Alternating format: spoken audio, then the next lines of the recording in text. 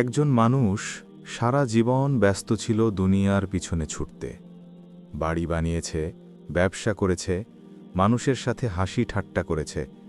কিন্তু একদিন হঠাৎ তার চোখের সামনে সব অন্ধকার হয়ে গেল। সে বুঝতে পারল সময় শেষ। ঘর ভর্তি মানুষ কাঁদছে, কিন্তু সে তাদের ডাকতে পারছে না। হঠাৎ সে অনুভব করল তার পাশে অদৃশ্য কিছু উপস্থিত হয়েছে। একটি কণ্ঠ বলল, তুমি যা খেয়েছ, যা উপভোগ করেছ, সব শেষ। তোমার অংশ পূর্ণ হয়েছে।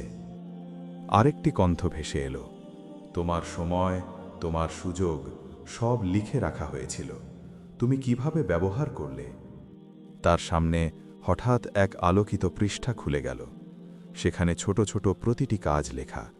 একটা নামাজ মিস, একটা কষ্ট দেওয়া কথা, একটা গোপন দান। সে কাঁপতে লাগল।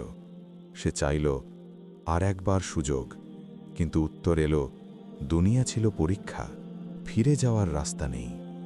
ঠিক তখনই মালাকুল মউত তার রূহ কবজ করলেন।